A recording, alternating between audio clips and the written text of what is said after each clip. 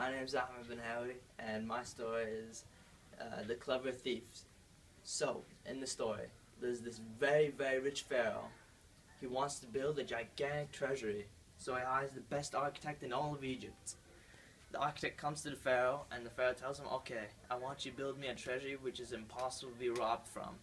So the architect says, okay man, I'm going to build you the best treasury there is. So he goes and he builds a treasury full of mazes and traps, everything you can think of. But behind the pharaoh's back, he created the secret door, which no one but the architect knows about. So he goes back to the pharaoh, and the pharaoh tells him, the architect, good job man, here's your cash. So the architect gets paid pretty well, and he goes on his way. Now years and years and years down the road, the architect starts to die. Alright, so he's on his deathbed, and he tells his son, two sons, sons, come here sons. And the sons tell him, what father? What must you tell us? There's a hidden door in the treasury of the pharaoh. You must go inside it and make yourselves rich. Please, but don't be greedy. Alright, father. We will do what you say. Now, a few days later, the architect died. Now, with this new knowledge, the two brothers go inside the secret door, and little by little, they just start taking just a few jewels and just a few little treasures. So afterwards, after a while, the two brothers start becoming greedy. They become really greedy. So they start taking more and more and more. After a while, the pharaoh realizes this, and he looks and he sees that he's got missing things. He's got missing jewels, missing treasures. So he says, okay, I think I'm being robbed from. So what I'm going to do is I'm going to have someone build me a steel cage which will entrap anyone that tries to go in it. And it's unbreakable. So the two brothers later that day go inside, but one of the brothers gets trapped inside the steel cage. And the other brother tries freeing the brother. He just can't. He keeps trying to open it. He takes stuff and he throws it at it, but nothing works.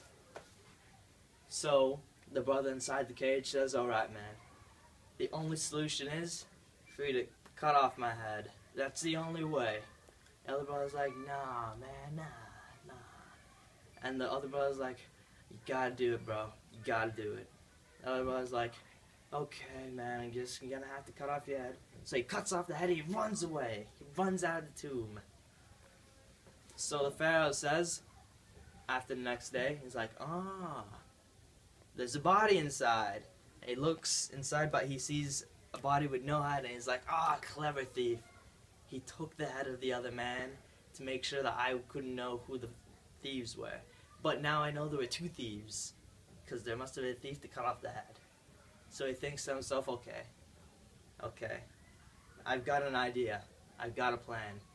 In our culture, we have to bury the dead. There's no way. We just have to bury them. So I'll take this body and I'll put it at the city gates. And I'll put just a few guards there. So when the brother comes, or when the other thief comes, we catch him. So later that day, the other brother goes to the mother, and he tells the mother what happened. And the mother brings him by the shirt and says, you have to get your brother. You have to bury him. You have to bury him. Otherwise I'll tell the pharaoh everything I know. So the brother is like, okay ma, okay, fine. Jeez.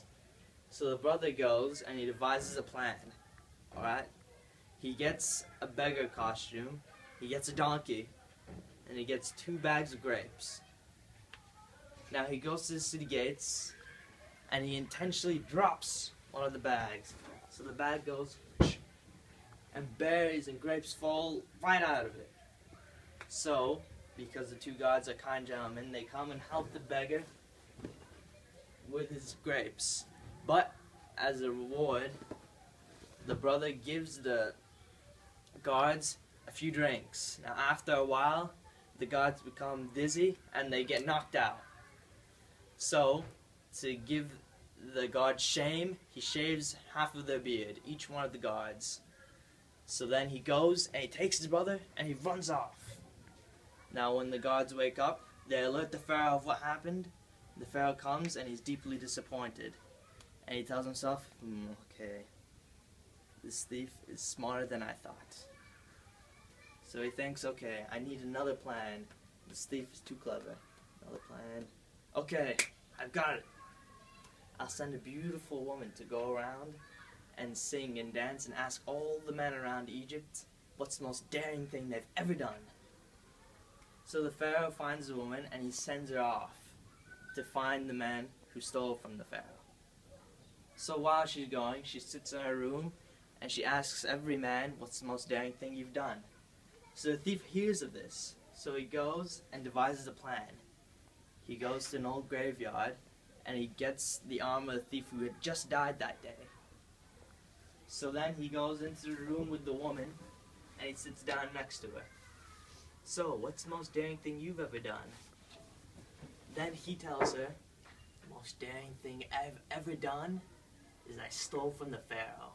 And then she's like, thief, it's here, right here. She holds the thief's hand, but since the thief is smart, he runs off and he gives her the hand of the dead thief. And then she runs around, she's screaming like, the thief, the thief.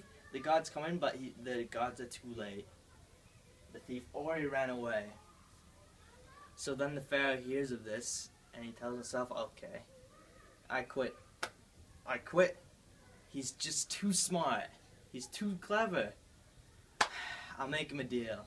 If he comes out and gives back all he stole, and publicly apologizes, I'll forgive him. So once the thief hears of this, he says, okay, I'm going to do what the Pharaoh told me to do. So he goes to the Pharaoh and admits that he's the one that stole. And he apologizes publicly. And he gives back everything. So then the Pharaoh tells him, Egyptians are clever, but you, my friend, are the cleverest of all the Egyptians. The end.